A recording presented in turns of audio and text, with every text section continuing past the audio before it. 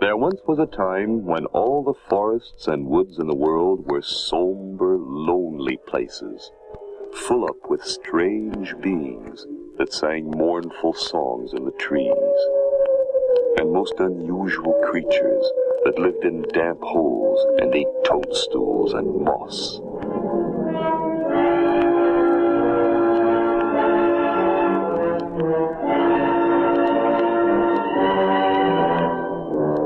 In those days, there were no paths or trails to help you find your way. Even if it were in the middle of the afternoon and the sun was shining brightly, it was common for deep parts of the forests to be as black as the darkest night.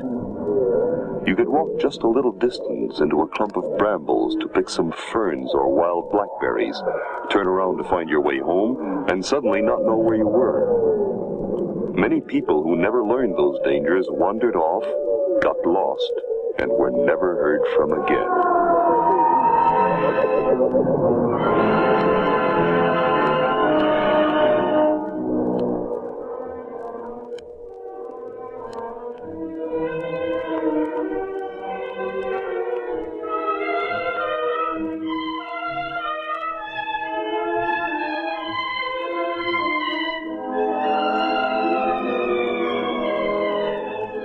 It was near just such a forest that a family of woodcutters lived.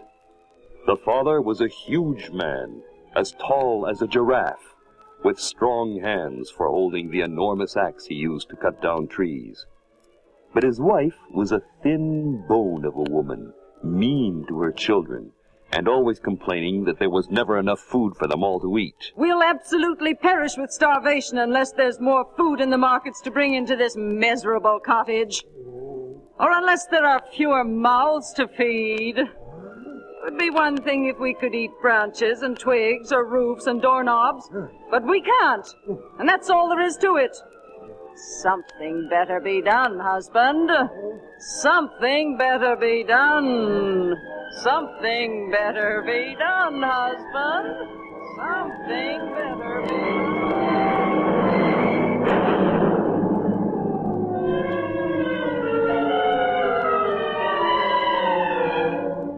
The woodcutter's wife had an orange wart right on the tip of her nose, and some of the other woodcutters who lived near the forest said she bore a peculiar resemblance to Muzzledork, the scrawny witch of the woods who lured children to her magic house and then ate them up with bat gravy and mushroom mash. Mark my words, that woman looks exactly like a witch. She's up to no good.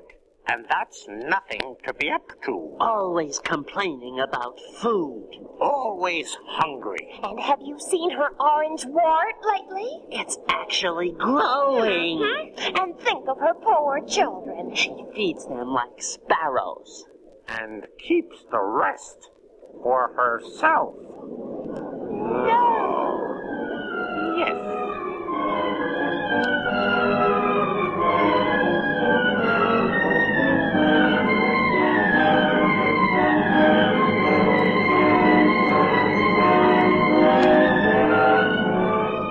The woodcutter and his wife had two beautiful children called Hansel and Gretel.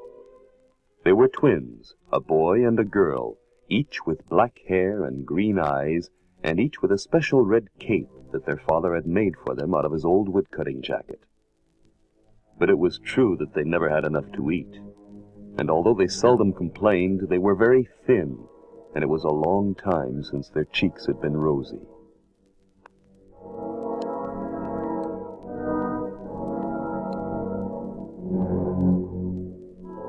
One day, when the markets had no food, the woodcutter's wife sent the children to bed early, and she explained her plan to her worried husband. There's only one thing to be done. One thing. Hansel and Gretel must be sent away to take care of themselves. Otherwise we'll perish. And I mean absolutely perish. But they're hardly old enough for that. Hansel even has trouble helping me with my work. He is so thin, and Gretel barely has the strength to carry water from the well. How can you possibly expect to feed those two little brats when there's practically nothing here for ourselves? Then we'll do without food and give what there is to the children. They're growing. Who, me?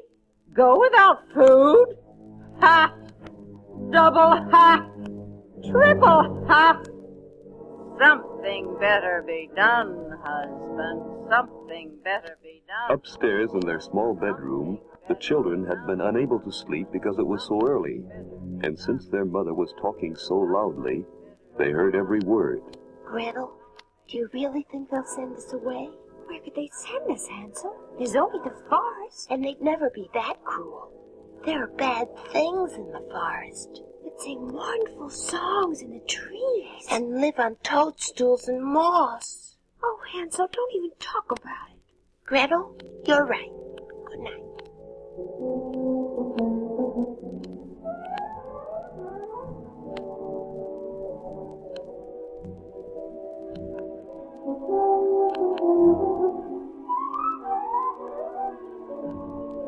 But the weeks went by, and still the markets had no food. All through the country there was a famine, and even the people who had not been so foolish as to eat everything up at once found themselves without so much as a breakfast cereal or peanut butter or even a box of cookies. So once more the woodcutter's wife sent the children to bed early, without supper of any kind, and fingering the orange wart on her skinny nose, she again revealed her plan. Now listen, and don't give me any argument. Tomorrow morning we'll take the children into the deepest part of the forest, since you know the way from all your tree chopping.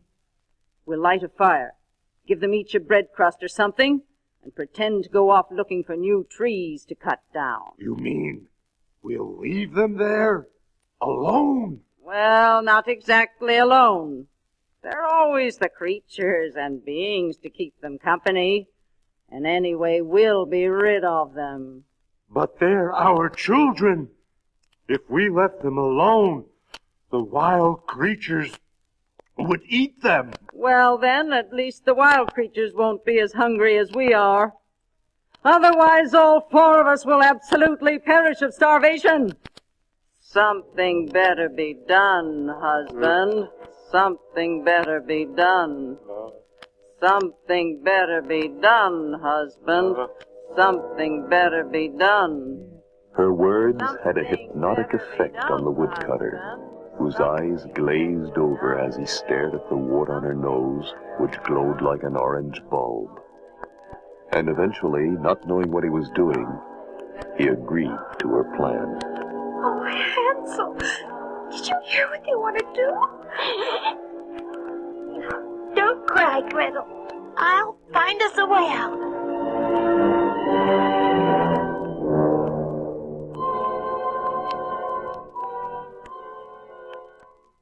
When the entire house was silent, and the lamps were out, and only the crickets could be heard in the night, Hansel got out of bed, put on his red cape, and climbed down the drain pipe from outside their small bedroom window. The moon was shining brightly, and the white pebbles around the house were as bright as peppermint candies.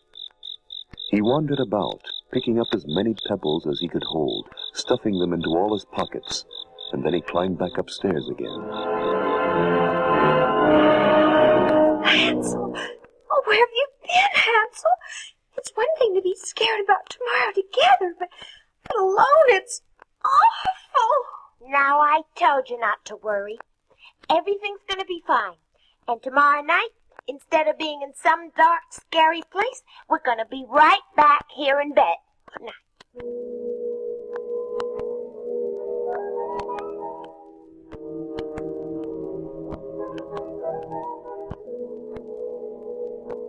As soon as the sun was up, the mean woman woke them by banging the broom on the ceiling downstairs. Time to get up!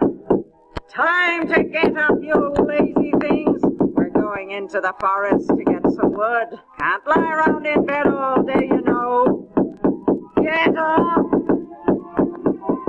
The entire family dressed, not having any breakfast at all, and set out into the woods. Gretel put their 2 pieces of dinner bread under her cape because Hansel's pockets were full of white pebbles. Every so often, he would reach his hands out into the air and open them suddenly. What are you doing, son? Only trying to catch butterflies, Father. There's so many pretty ones flying around. Don't be such a goon, wasting your time. There's work to be done. But Hansel had not been trying to catch butterflies. He had been dropping a pebble on the ground each and every time he reached his hand out. And by the time he was told not to do it, they were already in the middle of the forest. Now pick up some kindling, children, and make a good warm fire. Your father and I are going to look for some good trees to chop up. If you get tired waiting, go right ahead and fall asleep.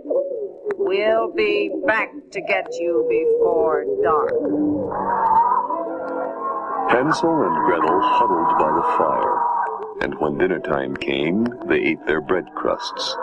They waited and waited, such a long time that their eyes got tired, and finally they fell asleep, with their red capes covering them to keep them warm.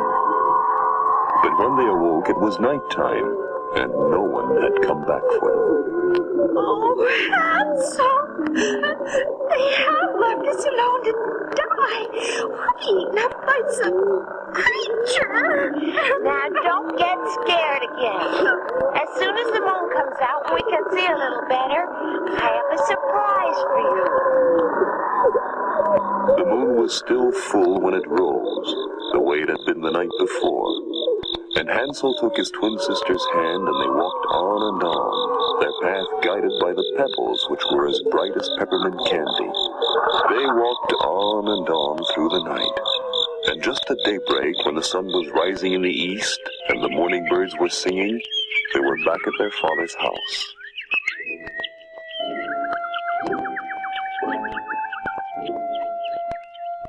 They knocked at the door, and when the woman opened it, she was shocked to see them still alive. But she pretended it had all been their fault. You bad, lazy things! Why are you sleeping so long in the forest? We thought you weren't coming back anymore. Get inside! But their father was happy because the spell had worn off, and he threw his arms around them, seeing that everything was still all right.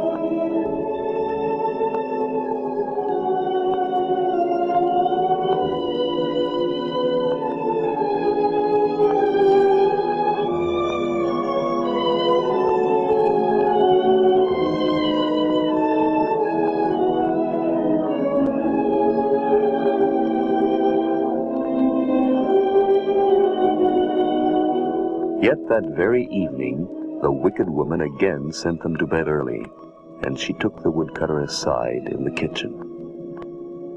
Now look, eat in this house except the knives and forks. The children simply cannot stay here one day longer. But listen... No listening about it. Something better be done, husband. Something better be done. Something better be done, husband. Something better be done. Oh, Hansel, she's hypnotizing him again. Something better be And what do we do this time? You've used up all the white pebbles. We can use the bread she gives us instead. I'll break off crumbs and drop them behind us the same way I did last time. Oh, that's a good idea.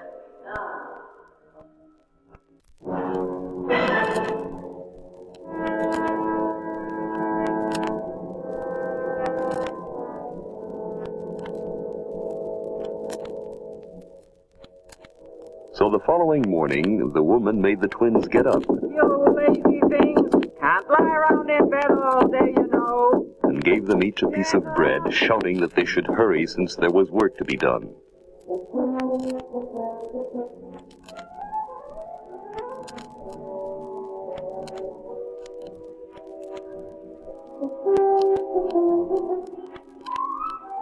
On the way through the forest, which was deeper and darker than it ever seemed before, Hansel crumpled the crusts in his pocket and stopped every so often to throw a crumb on the ground.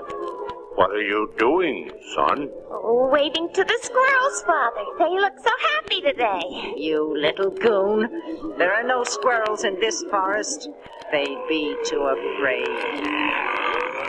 But by the time she had told him, they were already at the clearing where the fire was to be built. Now stay here, and go to sleep again if you want to. But don't go anywhere until we come back for you. There are beings and creatures in the woods.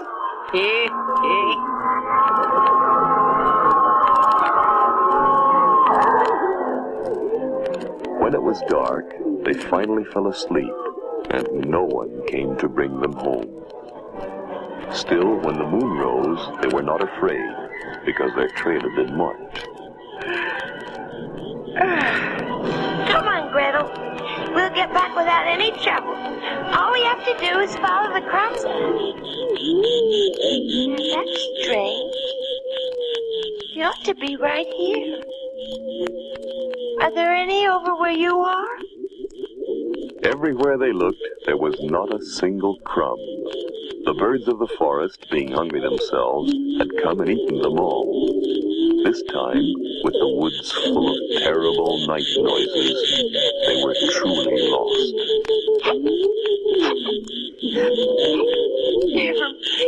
Never mind, Hansel. Find our way. All through that night, they wandered in circles, and the following day they did the same, from sunrise until it was dark again. But there was no way at all. No trail, no path, no sign that was friendly. And always there came weird and peculiar noises, sounds that chilled their hearts so that they threw their arms around each other for protection. It's getting awful spooky in here. And I'm hungry. We didn't even have those crusts last night since you used them to mark the trail. I'm pretty tired, too. Are you tired, Gretel? Oh, yes. We've been walking for so long. Couldn't we rest under that funny tree there and sleep a little bit? Yeah. They fell asleep under the curious tree that had a blue trunk.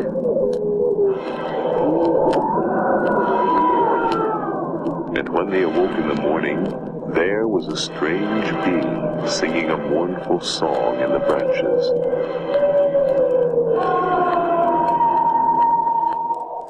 They jumped up quickly and ran until they came to a clearing not 10 feet away. And there they saw something wonderful. Oh, Hansel, it's a house. Look, a little house. And look, the roof is made of candy. And the walls are made of fudge cake. And the doorknobs are chocolate. Oh, look, the knocker's an apple pie. Hansel reached up and broke off a piece of the door knocker. And it was apple pie. Gretel twisted away part of the wall, and that was a fudge cake. The whole house, the chimneys, shutters, windows, drain pipes, they were all something wonderful to eat.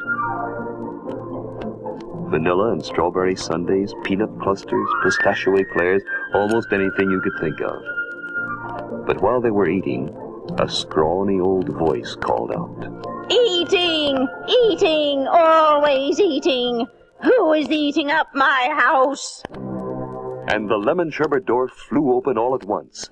The children screamed, for there, jumping about in a pointed leather hat, was Muzzledork, the witch of the woods. She was tall and skinny, with hands like the claws of a crab, and a big orange wart on her nose.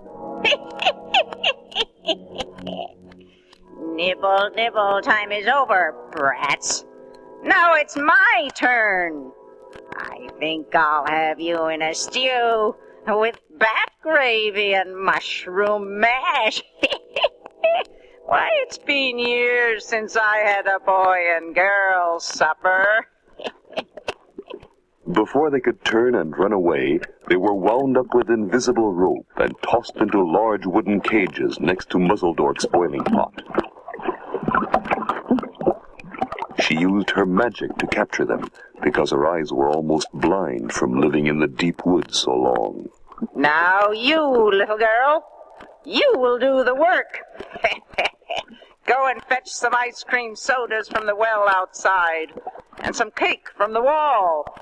We're going to fatten up your brother because I've decided to eat him first.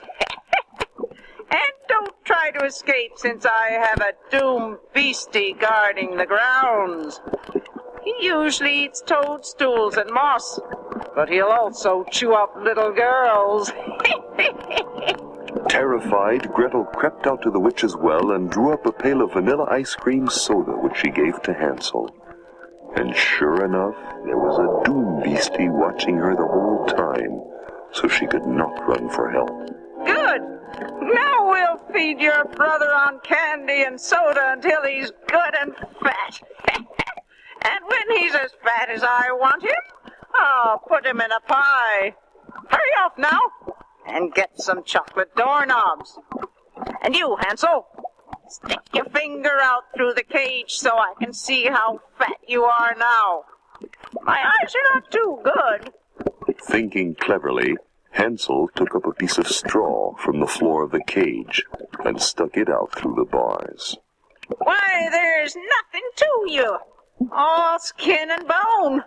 Worse than me. It will take weeks to fatten you up. But never mind, we'll do it. My pot is boiling and waiting. Oh, you'll be tasty with a little bat mash and red pepper and Bermuda onion. But as the weeks went by and Gretel ran back and forth to the well and Hansel stuffed himself with good food, there was no way for old Muzzledork to tell how fat he was. Because each time she asked to feel his finger, he held out the piece of straw instead.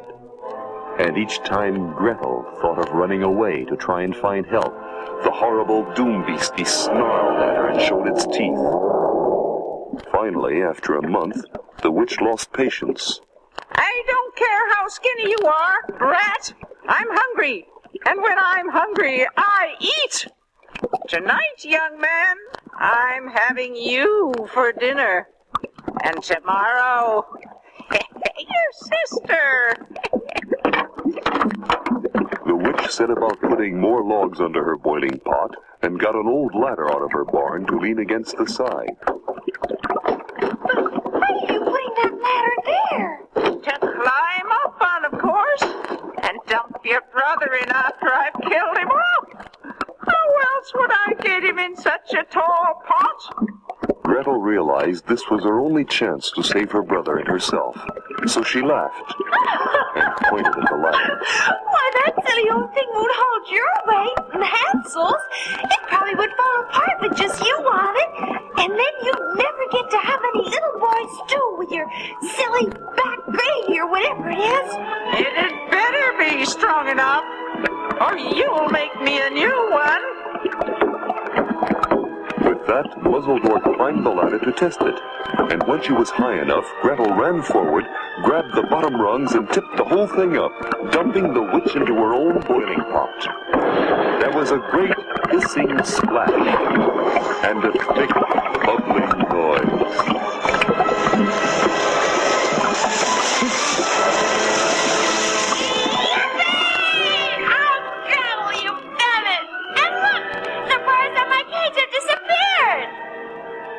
It was true, and not only had the bars disappeared, but the huge boiling pot turned into a chest of silver and gold.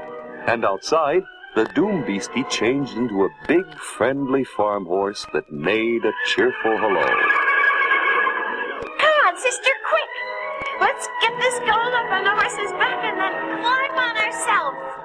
A good old horse always knows his way back to his master's barn. So they tied on the chest, gave the horse a lump of chocolate doorknob, and off they galloped through the forest until they came to the very village where their father's house was. All the neighbors gathered round them, gazing in awe at such wealth, and exclaiming, Look! The woodcutter's children! We thought they were lost. Eaten up by beings And creatures. Instead, they're rich. and fat besides.